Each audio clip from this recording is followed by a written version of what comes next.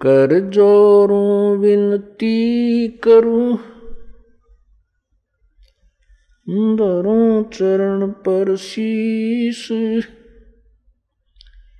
गुरु जी राम देवानंद जी महाराज ने दियो नाम बख्शीस। कोटि कोटि सिजदा करूं, कोटि कोटि प्रणाम।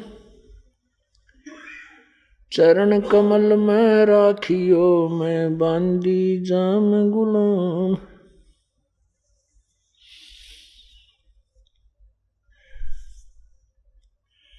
कुत्ता तेरे दरबार का, मोतिया मेरा नाम। गले प्रेम की जेवड़ी, जांखें चोवा जाऊं। तो करो तो बावड़ू, दूर दूर करो तो जाऊं। जो राखो तो ही रहूं, जो देवो सो खाऊं। जय इब के सतगुरु मिले, सब दुख आँखों रोए। चरणों ऊपर शीस धरूं, कहूं जो कहनी हो। कबीर गुरु जी मिलेंगे, पूछेंगे कुशलात। आद्य अंत की सब कहूं, अपने दिल की बात। गुरु जी तुम ना भूलियो, चाहे लाख लोग मिल जाएं। हमसे तुमको बहुत है, तुमसे हमको नहीं।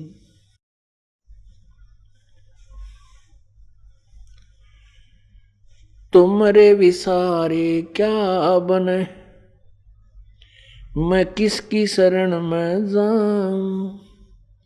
शिव बिरंच मुनि नारदा, इनके हृदय न समाऊं। अब गुण किए तो बहुत किए, करत न मानी हारे। बावे बंदा बख्श दियो, बावे गर्दन उतारे। अब गुण मेरे बाप जी, बख्शो गरीब नवाज। जो मैं पूत कपूत हूँ, बौर पिता को लाज।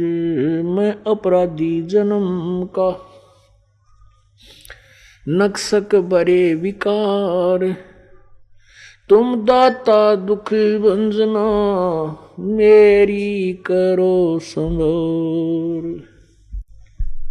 राम नाम निज सार है, राम नाम निज मूल। राम नाम सौदा करो, राम नाम ना भूली। मानुष जन्म दुर्लभ है, मिले न बारंबार। जैसे तरवर से पत्ता टूट गिरे, वो बोर न लगता डर। बंदे तू कर बंदगी, जे चावे दीदार। अवसर मानुष जन्म का, भाई मिले न बारंबार।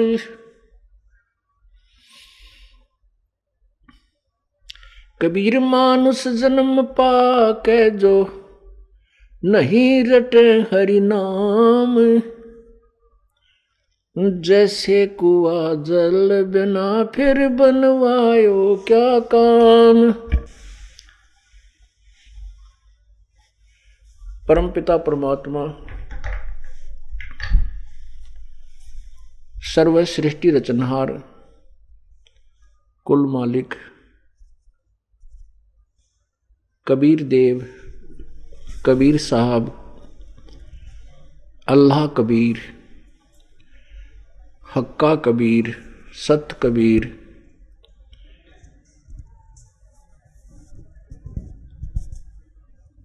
अपनी महिमा को स्वयं ही बताने के लिए इस काल के लोक में आते हैं।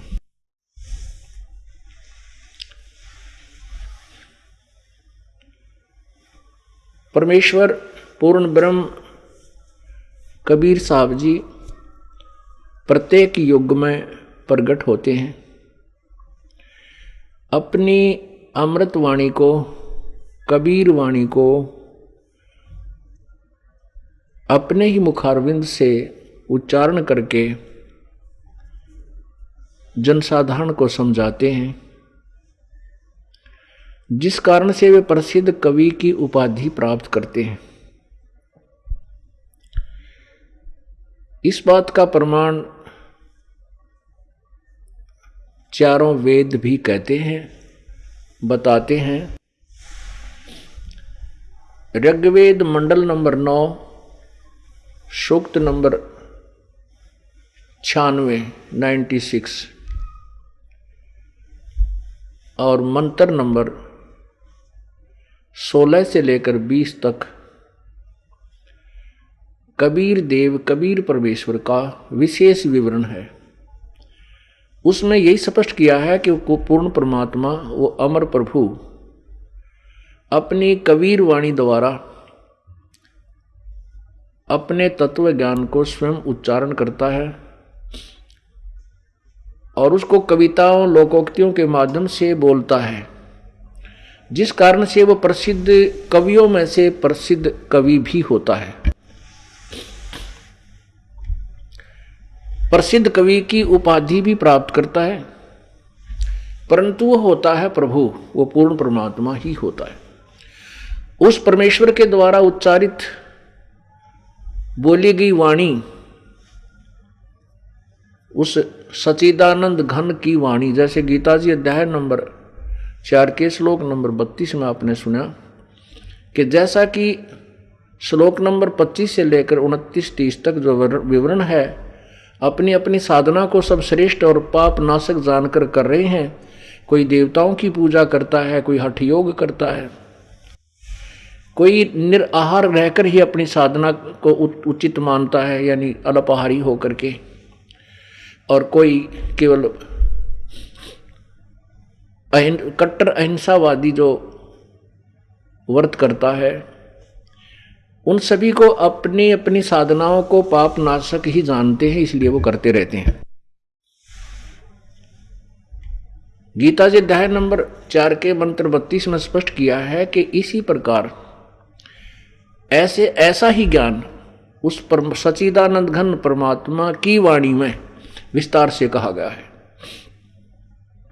जिसमें वो ज्ञान जो पहले वाले जो साधना करते हैं, जो ना करने की होती है, वो भी विवरण है। उसके विषय में बताया कि ये व्यर्थ है। तो उस तत्व ज्ञान को, उस अमर वाणी को तत्वदर्शी संतों से समझो, प्राप्त करो, फिर जैसे वो बताएं ऐसे करो। तो वही अमर वाणी ऋग्वेद मंडल नंबर 9 सूक्त नंबर 96 यानी 96 और मंत्र नंबर 16 से 20 में स्पष्ट किया है कि प्रभु आप अपने वास्तविक नाम से हमें परिचित कराएं। आपका वास्तविक नाम क्या है और किस नाम से मोक्ष हो सकता है। उसमें स्पष्ट किया है कि वो परमात्मा शिशु रूप धारण करता है। जब वो प्रकट होता है, किसी मां से जन्म नहीं लेता, स्वयं प्रकट होता है। और जब बड़ा होकर के कुछ बालापन से ही वो अपने अमृत ज्ञान, अमर वाणी को, कबीर वाणी को बोलता है, और वो परमात्मा तीसरे मुक्ति धाम में रहता है, सत्यलोक में रहता है।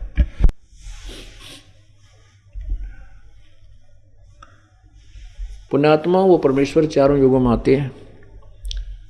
सतयुग में उनका नाम सत्सुकृत रहता है, त्रेता में उनका नाम मुनिंदर ऋषि होता है, द्वापर में परमेश्वर करुणामय नाम से वेल नोन होते हैं, सुप्रसिद्ध होते हैं, और कलयुग में वे कबीर नाम से प्रसिद्ध होते हैं,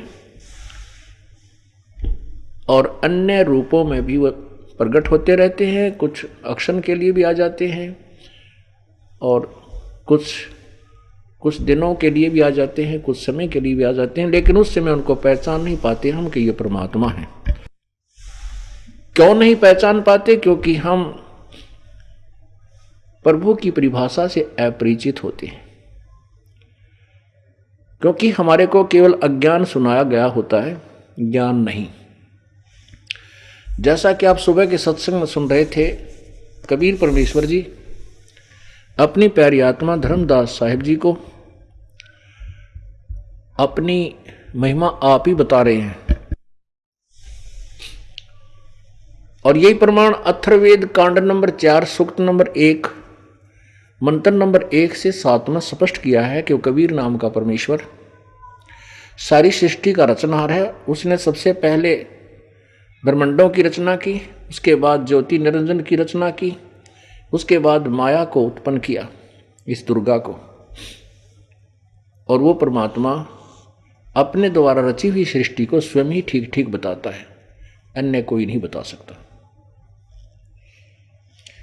जैसा कि आपने सुना था सुबह के परमात्मा कह रहे थे कि वेद मेरा भेद है और मैं ना वेदन के माही, और जौन वेद से मैं मिलूं वो वेद जानते नहीं। कि चारों वेद मेरे ही विषय में जानकारी दे रहे हैं, लेकिन वेदों में मेरी प्राप्ति का साधन नहीं है, मेरी प्राप्ति की विधि नहीं है। उसके लिए लिखा है जैसे कि वो परमात्मा स्वयं आकर ही अपने पाने की विधि बताते हैं। अब वो प्रसंग चल रहा है कि वो परमात्मा स्वयं ही आकर बता रहे हैं, और इसी का समर्थन हमारे पवित्र सदग्रंथ कर रहे हैं।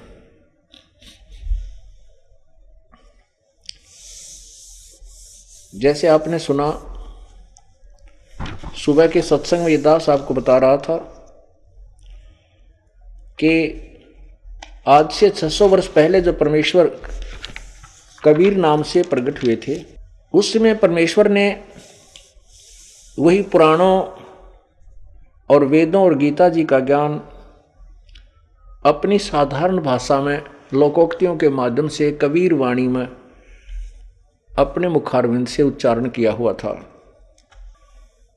लेकिन उस समय जनता अपने श्रद्धालु शिक्षित नहीं थे, जिस कारण से उन अज्ञानी ऋषियों, गुरुओं और संतों महंतों ने परमेश्वर के यथार्थ ज्ञान को ऊपर नहीं आने दिया। वही 600 वर्ष पूर्व परमात्मा के द्वारा बताया गया वो यथार्थ ज्ञान आज दास आपको अन्य सदग्रंथों में प्रमाणित कर रहा है। आपको श्रीमद् भगवत गीता जी के अंदर प्रमाणित किया गया कि ब्रह्मा विष्णु महेश से अलग कोई और शक्ति है, और गीता ज्ञान दाता ये ब्रह्म है, ज्योति निरंजन है, काल है। ये खुद कह रहा है कि वो परमात्मा पूर्ण ब्रह्म अलग है, और उसके बारे में जानकारी कोई तत्वदर्शी संत ही बताएगा। इससे दो बात सिद्ध हुई, गीता जी का ज्ञान इनकम्प्लीट है, अधूरा है। ये भी नहीं कह सकते कि गीता जी का ज्ञान व्यर्थ है, गलत है, नहीं। ये एक सिलेबस होता है, चारों वेद उर्फ गीता जी, चारों वेदों का सारांश निष्कर्ष पवित्र श्रीमद् भगवत गीता जी में है। चारों वेद और गीता जी केवल ये समझो कि मैट्रिक तक का सिलेबस है, 10वीं कक्षा तक का ही ये पाठ्यक्रम है, और मैट्रिक के बाद 10वीं के उपरांत फिर कॉलेज की पढ़ाई शुरू होती है। वो पाठ्यक्रम इससे बिल्कुल भिन्न होता है, लेकिन इसका भी सहयोग साथ रहता है। ऐसे ही श्रीमद् भगवत गीता में आपको स्पष्ट हुआ कि गीता ज्ञान दाता कहता है कि जिस समय आपको तत्व ब्रह्म यानी उस सच्चिदानंद घन परमात्मा अर्थात परम अक्षर ब्रह्म, तीन परमात्माओं का मुख्य रोल है। अभी तक हम ब्रह्मा विष्णु महेश को भगवान मानते थे क्योंकि हमारा जन्म पवित्र हिंदू धर्म में हुआ था, और ये लोकवेद ये दंत कथा हमें सुनते सुनते कान बहरे पक चुके थे कि ब्रह्मा विष्णु महेश सर्वशक्तिमान हैं, अजरो अमर हैं, इनकी कोई माता पिता नहीं है। तो हमें नो डाउट था, शंका कोई नहीं थी, क्योंकि 1, 2, 20 लाख, 2 लाख, 50 लाख, करोड़ों आदमी एक ही थ्योरी सुना रहे हैं और उसके विषय में खंडन करने वाला कोई नहीं है। तो स्वाभाविक विश्वास हो जाता है। झूठ को भी यदि अधिक बार बोल दिया जाए, लाखों बार, करोड़ों बार, तो सत्य के तुल्य हो जाती है, लेकिन वो सत्य नहीं होती, क्योंकि जब सत्य सामने आती है तो उसकी पोल खुल जाती है। परमात्मा ने क्या बताया था? धर्मदास ये जग बोराना, कोई न जाने पद निर्वाण, यही कारण मैं कथा पसारा, जग से कहिए एक राम नियारा। यही ज्ञान जग जीव सुनावो, सब जीवों का भरम नसावो। अब मैं तुमसे कहूँ चेताई, त्रिदेवन की उत्पत्ति भाई। परमात्मा कहते हैं कुछ संक्षेप कहूँ गहुराई, सब संशय तुमरे मिट जाई। भरम गए जग वेद पुराना, आदि राम का भेद न जान्या। राम राम सब जगत बखाने, आदि राम कोई बिरलाए जाने। आदि राम सुबह के सत्संग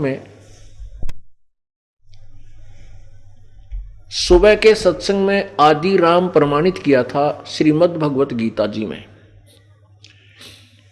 कि वो आदि राम कौन है? परम अक्षर ब्रह्म, गीता ज्ञान दाता से अन्य है। बस श्रीमद् भगवत गीता में सुबह के पूरे विवरण में 2 घंटे के सत्संग में आपको इतना ही सिद्ध किया था कि गीता ज्ञान दाता से कोई और परमात्मा है जो समर्थ शक्ति है, जिसके विषय में गीता ज्ञान दाता प्रभु भी कह रहा है कि उसकी शरण में जा तो परम शांति और शाश्वत स्थान को प्राप्त होगा। अब परमात्मा स्वयं कह रहे हैं 600 वर्ष पहले ये वाणी बोली गई थी जो दास आपको सुना रहा है, उसी परमेश्वर का कबीर जी का दिया हुआ ये अनमोल ज्ञान है। अब वो परमात्मा क्या बता रहे हैं?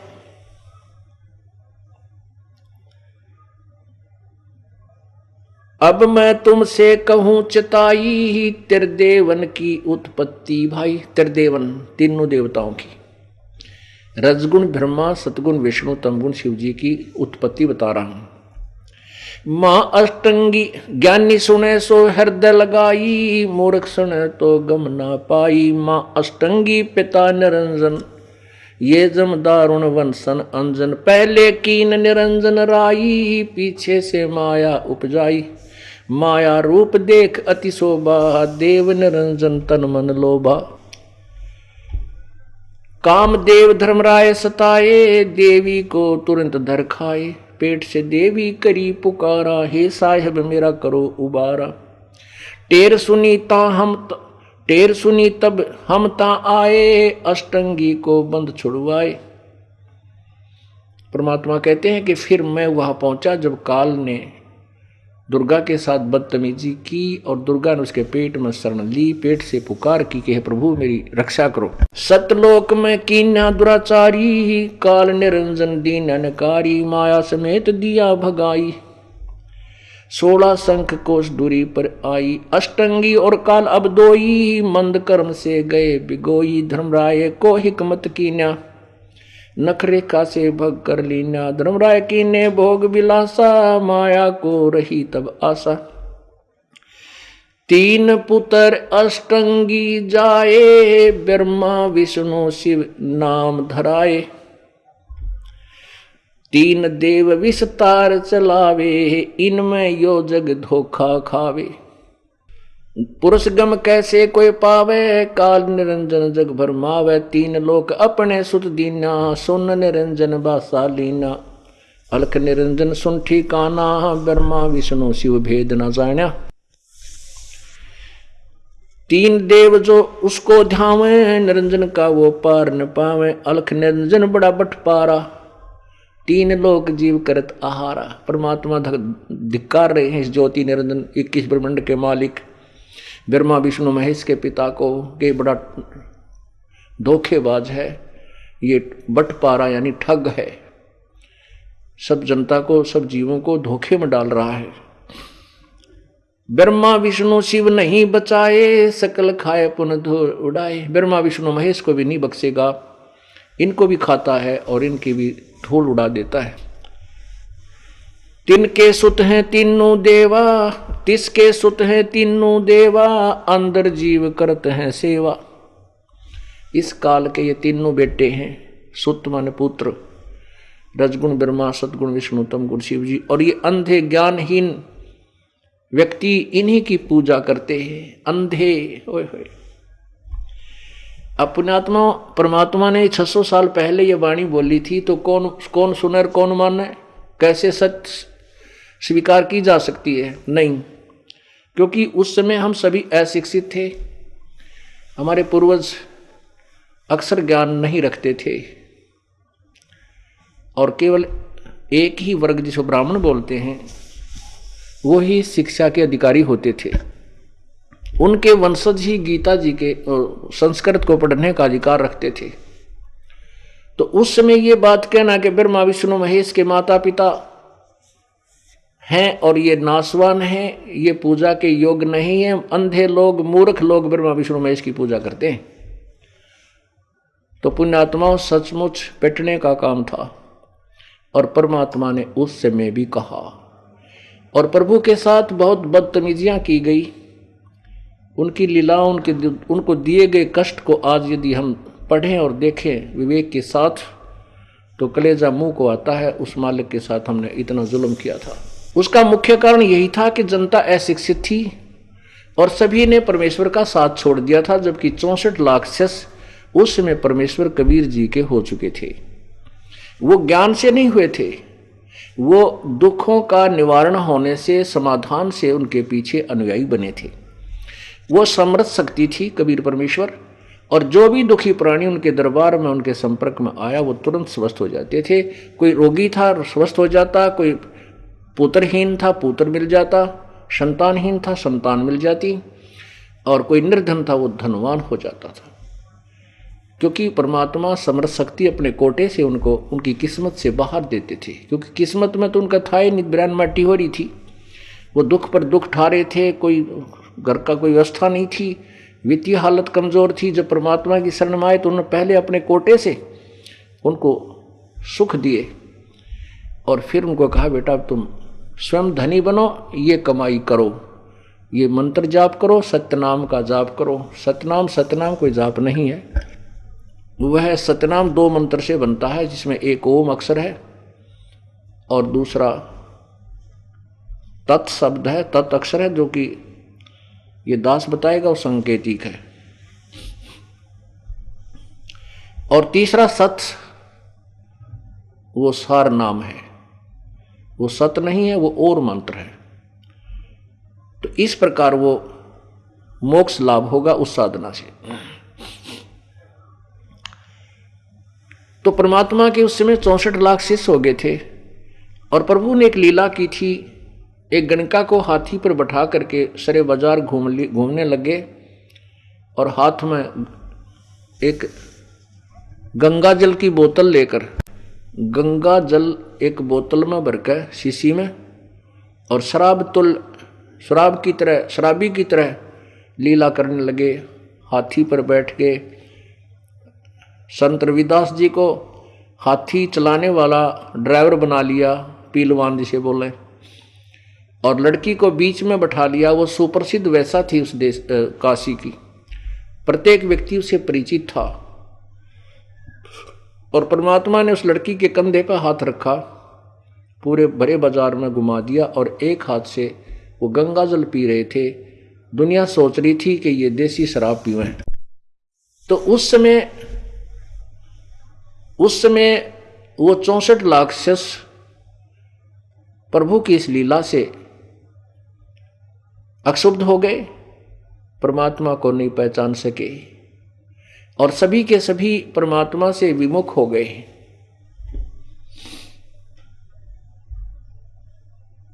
अपुण्यात्माओं, उन अज्ञानी संतों महंतों का दाव लग गया, ऋषि में ऋषियों का, नकलियों का। वो ज्ञान तो छोड़ दिया, उन्होंने कहने लगे हम तो पहले ही कहते थे तुम्हें ये पाखंडी व्यक्ति है। आज खुल गई ना पोल उसकी, सरेआम उसने भड़ुआ कर्म कर दिया। गरीबदास साहिब जी कहते हैं अपने कबीर परमात्मा के विषय में कि परमेश्वर कबीर जी ये देखना चाहते थे कि ये 64 लाख का जो झुंड है ये क्योंकि ज्ञान भी साथ सुनाते थे लेकिन वो ज्ञान को आधार नहीं बनाए हुए थे उनके शिष्य। वो उन नकली संतों और ऋषियों, गुरुओं, ब्राह्मणों के उस ज्ञान से भ्रमित हो जाते थे जो ये कहते थे कि कबीर जी को शास्त्रों का ज्ञान नहीं है, ये झूठ बोलता फिरता है, कोई सिद्धि रखता है, जंतर मंतर कर देता है, तुम्हें छोटा मोटा लाभ हो रहा है। जबकि ऐसी अनहोनी कर रहे थे परमेश्वर के परमात्मा बिना कोई कर नहीं सकता। लेकिन हमारी तुच्छ बुद्धि, जीव संज्ञा प्रभु को नहीं पहचान सकी।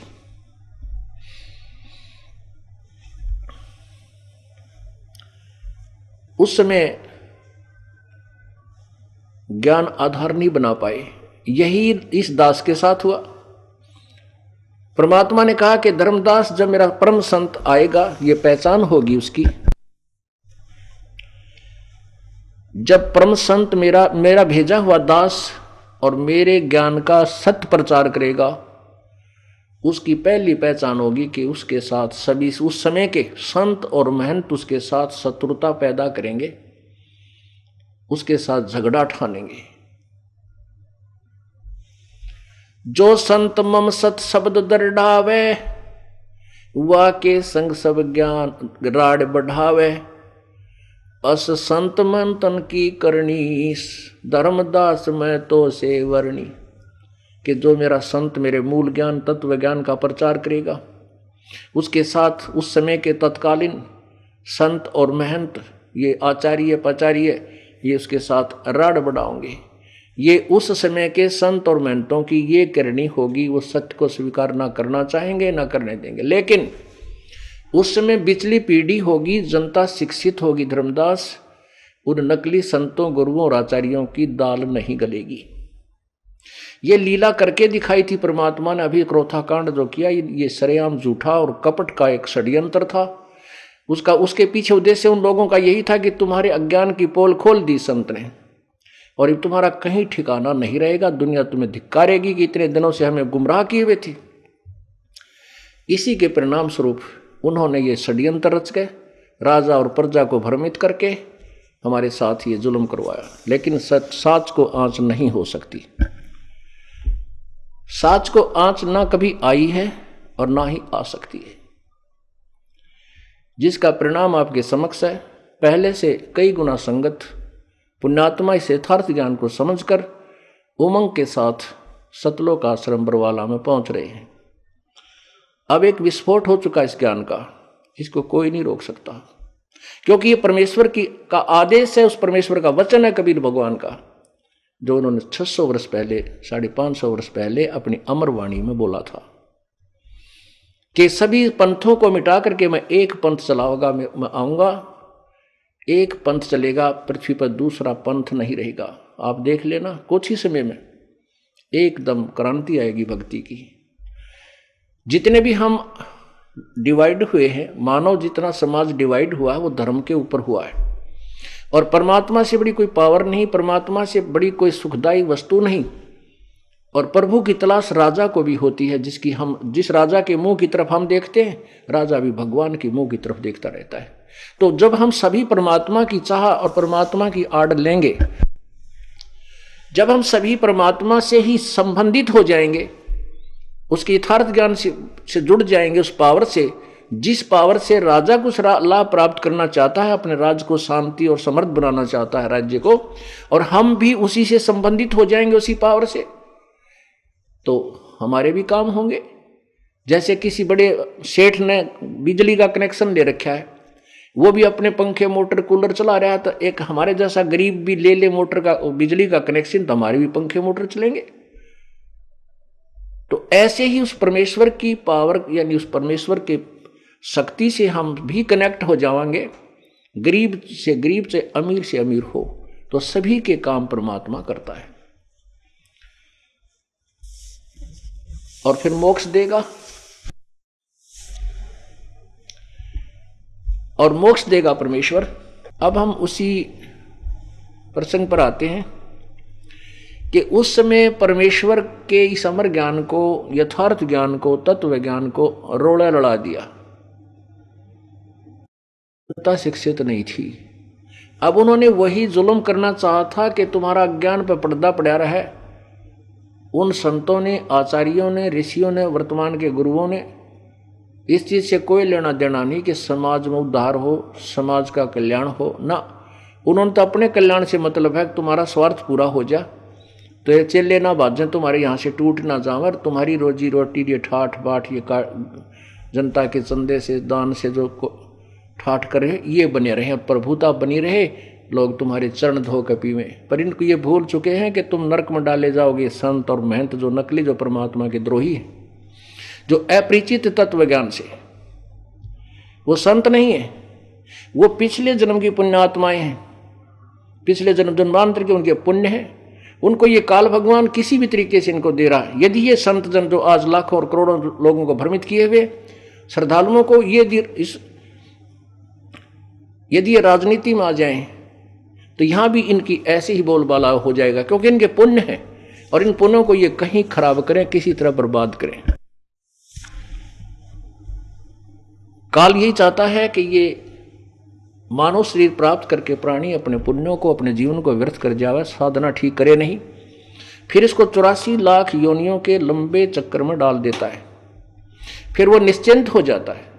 काल को भय है कि मनुष्य जीवन प्राप्त करके ये प्राणी प्रभु को पहचान सकता है और सतलोक जा सकता है, यदि उसका संत या परमात्मा किसी भी रूप में आकर के प्रचार करेगा। तो उससे पहले ये सतर्क है कि अज्ञान भरवा दो पूरे विश्व में, और जब वो परमात्मा आएगा या उसका कोई दास आएगा तो जनता उसको नहीं मानेगी, स्वीकार नहीं करेगी, उसका पत्थर डले मारेगी और उसके जो है मिशन को खत्म कर देगी। ये सोच काल की है, लेकिन परमात्मा ने कहा था कि कलयुग में हम अपने ज्ञान का प्रचार करेंगे, उस समय इसको कोई नहीं रोक सकेगा, पूरे विश्व में फैलेगा। अब वो समय चल रहा है।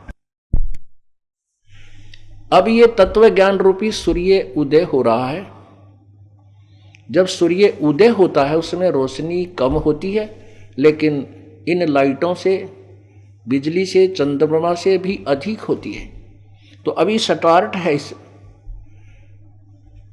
अभी प्रारंभ है, स्टार्ट है अब ये स्टार्ट है तत्व ज्ञान रूपी सूर्य उदय होने का। और जब ये शिखर में आएगा सूर्य, जब देखना अंधेरे का नामो निशान, अज्ञान का नामो निशान मिट जाएगा और हजारों वर्षों तक प्रभु कबीर परमेश्वर जी का यथार्थ ज्ञान और भक्ति मार्ग और ये सतयुग जैसा एक समय आएगा। अब यहाँ जितनी भी पुण्यात्मा आती हैं, जिनको 2-4 वर्ष हो गए यहाँ आए आतों को और ज्ञान से परिचित हैं, अब वो तौबा कर जाते हैं। वो डरते हैं कि हमारा नाम खंड ना हो जाए, हमसे कोई गलती ना बन जाए, तो वो पाप नहीं कर सकते, वो अपराध नहीं कर सकते। अपराध नहीं करेंगे तो दंड कौन देगा? और जो पहले के हुए पाप दंड है वो परमात्मा कबीर जी की एक पावर है, परमात्मा कबीर साहिब में एक शक्ति है, वो हमारे संचित पाप कर्मों को नष्ट कर देंगे। अब ये दास क्या बता रहा है कि ये ज्ञान जो दास बता रहा है कि अब मैं तुमसे कहूँ चिताई ही तेरे देवन की उत्पत्ति भाई, माँ अष्टंगी पिता निरंजन ये जम दारुण वंशन अंजन। 3 पुत्र अष्टंगी जाए, ब्रह्मा विष्णु शिव नाम धराए।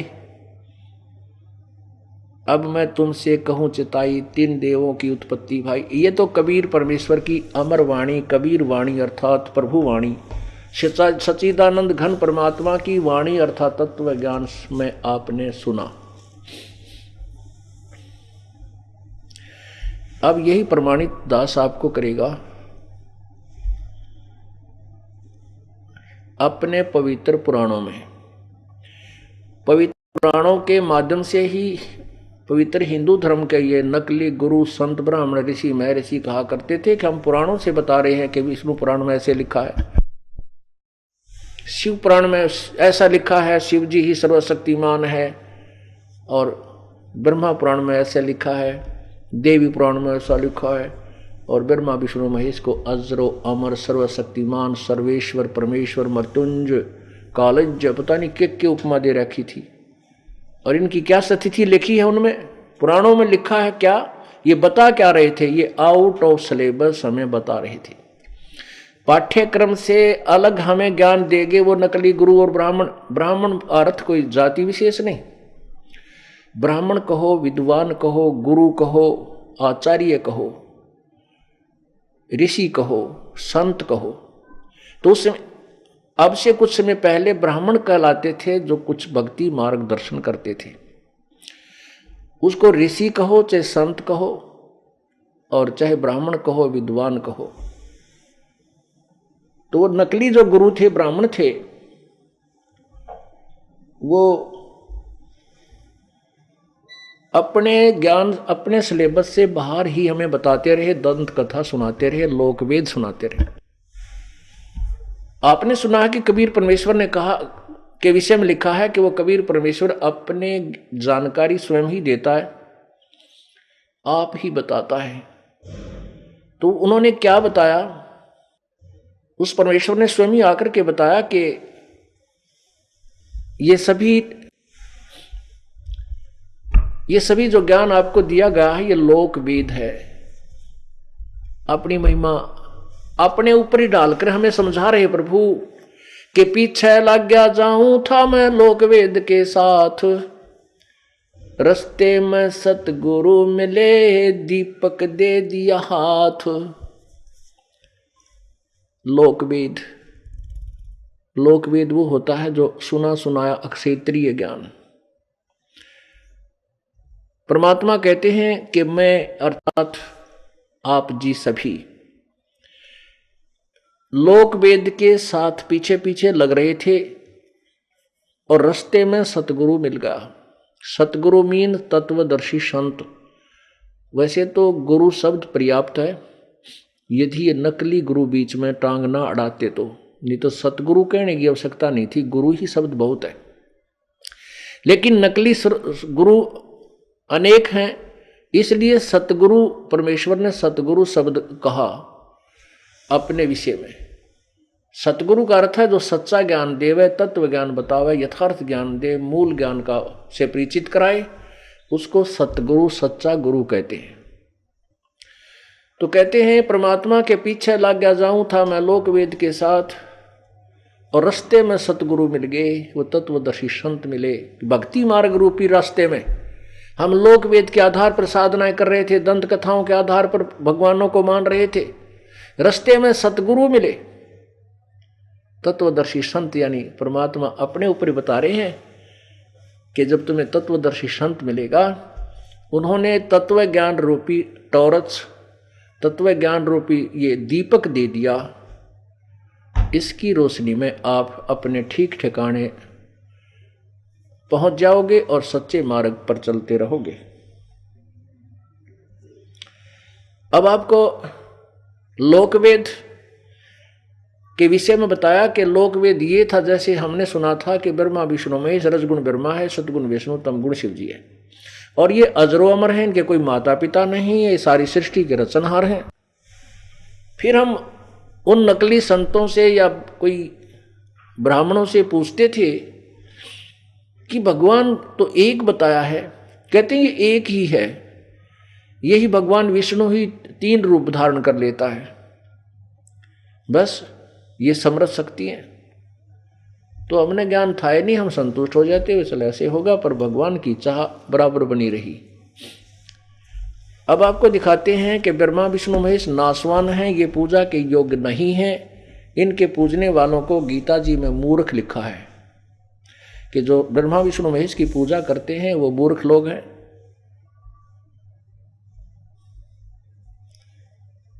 और यही बात परमात्मा ने कहा है कि इस काल के बेटे हैं ये तीनों देवा, ब्रह्मा विष्णु महेश।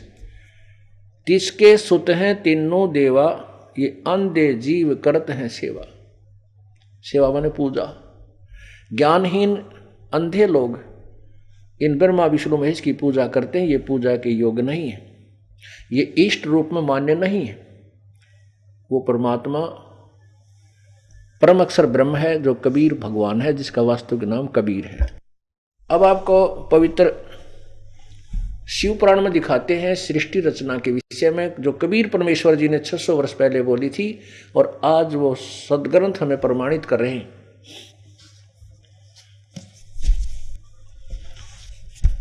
अब देखिएगा श्री शिव पुराण, पवित्र श्री शिव पुराण गीता प्रेस गोरखपुर से प्रकाशित है।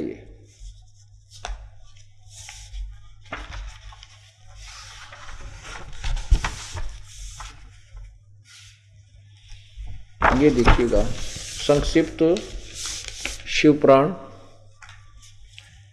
और इसके कौन संपादक हैं?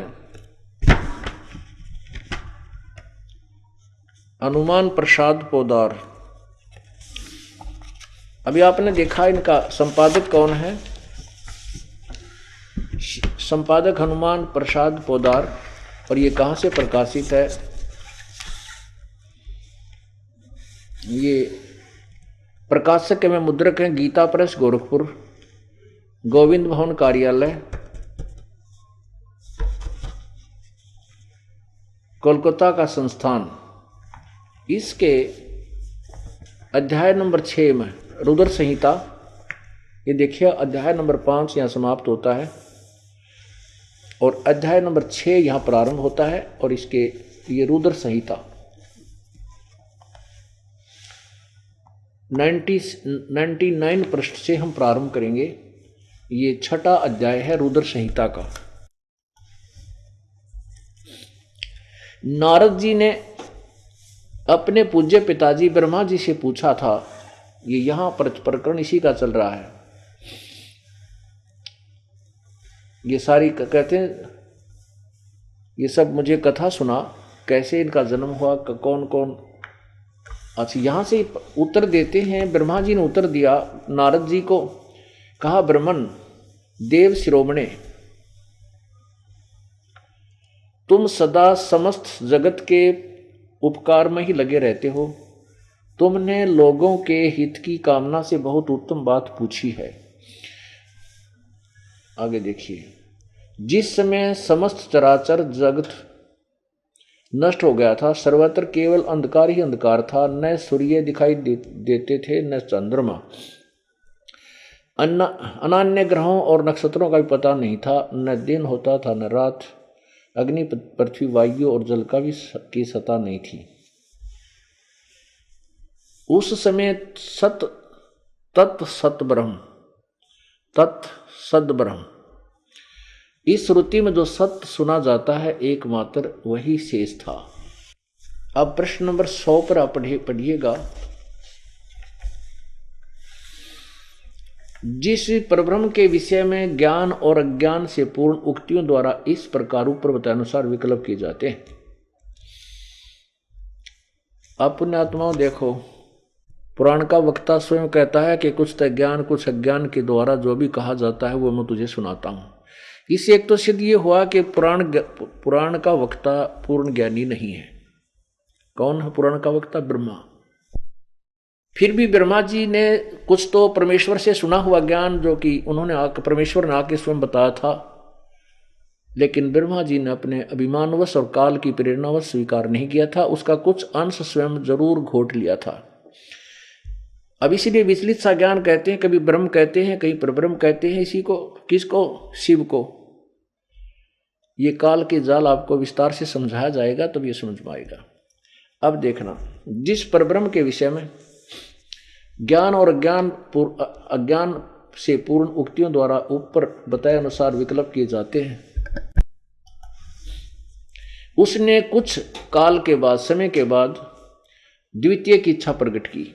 उसके भीतर एक से अनेक होने के का संकल्प उदित हुआ। तब उस निराकार परमात्मा ने अपनी लीला शक्ति से अपने लिए मूर्ति की कल्पना की।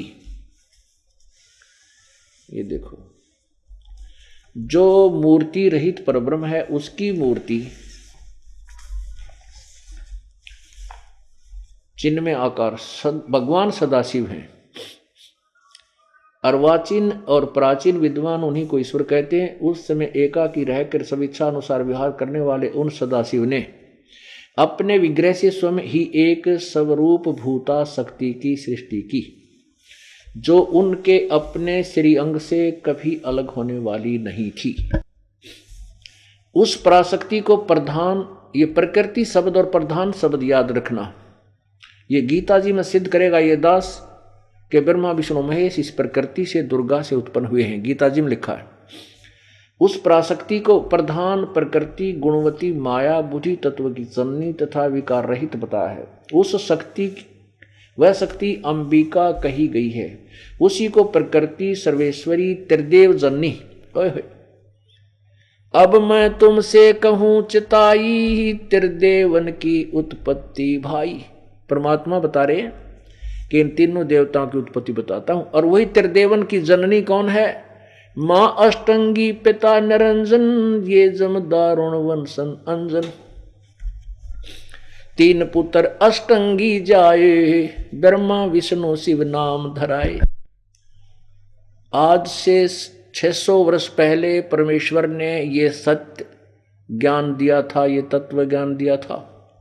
लेकिन ये नकली गुरुओं ने, ब्राह्मणों ने हमें इतना मिसगाइड कर दिया कि हम परमात्मा की उस तत्व ज्ञान को नहीं सुनना, समझ नहीं सके। आज वही ज्ञान हमारे सदग्रंथ सेकंड कर रहे हैं, प्रभु के ज्ञान को प्रमाणित कर रहे हैं, समर्थन कर रहे हैं। पुण्यात्माओं, वो पूर्ण परमात्मा थे और वो अज्ञानी लोग थे जो उनको अशिक्षित कहा करते थे। अब क्या बता रहे हैं? ये आपकी पवित्र पुराण बोल रही है, शिव पुराण रुद्र संहिता अध्याय नंबर 6 आपको सुना रहे हैं, प्रश्न नंबर 100 पे, गीता प्रेस गोरखपुर से प्रकाशित। सुनिएगा। उसी को प्रकृति सर्वेश्वरी त्रिदेव जननी नित्या और मूल कारण भी कहते हैं। सदाशिव द्वारा प्रकट की गई। सदाशिव ये काल है, ज्योति निरंजन है, उसके द्वारा प्रकट की। परमात्मा ने उसके पेट से निकाली थी। उस शक्ति के 8 भुजाएं हैं। हो गया स्पष्ट, अष्टंगी है वो। एकाकी होने पर वह माया संयोगवत अनेक। ये देखो, वेद एकनी होने पर वह माया संयोग वसात अनेक हो जाती है। जो सदाशिव हैं, इस काल की तरफ संकेत है, उन्हें परम पुरुष ईश्वर शिव शंभु और महेश्वर कहते हैं। वे, ये देखिएगा 101 पृष्ठ पर, वे अपने सारे अंगों में भस्म रमाए रहते हैं। उन काल रूपी ब्रह्म ने एक ही समय में शक्ति के साथ, ये नाथ नहीं, ये मिसप्रिंट है, यहाँ साथ है, शक्ति के साथ शिवलोक नामक अक्षेत्र का निर्माण किया था। यानी दुर्गा के साथ शिवलोक नामक अक्षेत्र का निर्माण किया था। उस उत्तम अक्षेत्र को काशी कहते हैं। वह परम निर्वाण व मोक्ष का स्थान है जो सबके ऊपर विराजमान है। वे प्रिया और प्रियतम रूप यानी पत्नी और पति के रूप में शक्ति और शिव, ये दुर्गा और काल, जो परमानंद स्वरूप है, उस मनोरम क्षेत्र में नित्य निवास करते हैं। काशीपुरी परमानंद रूपिणी है। मुने शिव और शिवा ने, दुर्गा और इस काल ने, यहां देखिएगा, हाँ, दुर्गा और काल ने, शिव और शिवा ने प्रलय काल में भी कभी उस क्षेत्र को अपने सानिध्य से मुक्त नहीं किया। देव से एक समय उस आनंद वन में रमण करते हुए शिवा यानी दुर्गा और शिव ये काल मन में यह इच्छा हुई कि किसी दूसरे पुरुष की सृष्टि करनी चाहिए, जिस पर यह सृष्टि संचालन का महान भार रखकर हम दोनों केवल काशी में रहकर इच्छा अनुसार विचरे और निर्वाण धारण करें। ऐसा निश्चय करके शक्ति सहित दुर्गा के साथ सर्वव्यापी परमेश्वर शिव ने, अज्ञानता में ब्रह्मा इसने पता नहीं क्या संज्ञा दे रहा है इस काल को, ये काल है, ये ब्रह्म है, अपने शिव यानी सर्वव्यापी पर शक्ति सहित दुर्गा के साथ सर्वव्यापी परमेश्वर शिव ने अपने वाम भाग के 10वें अंग पर अमृत मल दिया, अर्थात पति पत्नी विहार किया। फिर तो वहां एक पुरुष प्रकट हुआ। ये देखिएगा प्रश्न नंबर 102 पर शिव पुराण रुद्र संहिता। वहां एक पुत्र उत्पन्न हुआ। शिव ने कहा वत्स, काल ने कहा बेटा, व्यापक होने के कारण तुम्हारा विष्णु नाम विख्यात हुआ। अब क्या हुआ कि तेरा विष्णु नाम होगा। अब क्या सिद्ध होगा, अब आगे देखिए। अब यहां समाप्त होगा ये 6ठा अध्याय। अब ये 7वां अध्याय शुरू होता है रुद्र संहिता का।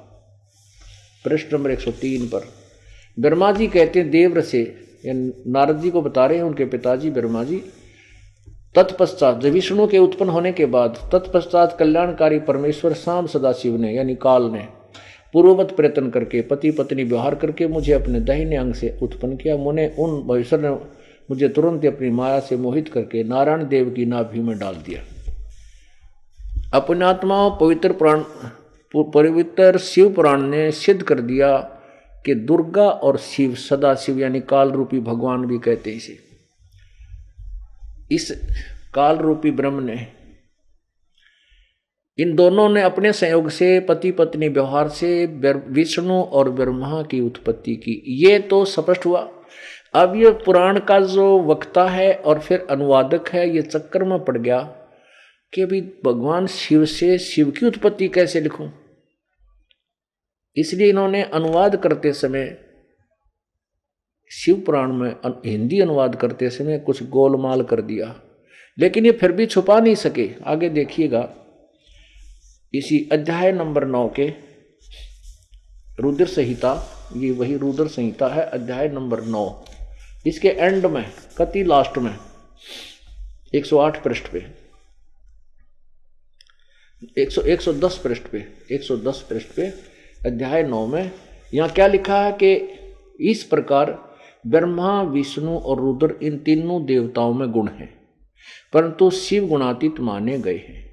अब 4 हो गए ना, ब्रह्मा विष्णु और रुद्र, ये तो गुण है, रजगुण ब्रह्मा, सदगुण विष्णु, तमगुण शिव जी, और ये शिव ये काल है, ये गुणातीत माने गए हैं। अभी हमने सिर्फ यहाँ ये देखना है कि ये 4 हो गए, ब्रह्मा विष्णु महेश से अलग हो गए। ब्रह्मा विष्णु महेश से अब ये और है अलग एक चौथा भगवान जो इनका पिता है, सिद्ध हुआ। अब ये तो है शिव पुराण, और ये इन्होंने थोड़ा सा भ्रमित कर दिया इसमें। अब आपको दिखाते हैं संस्कृत सहित शिव पुराण।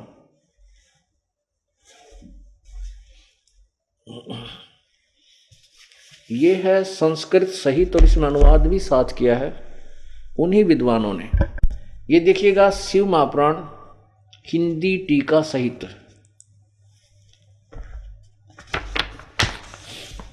श्री शिव महापुराण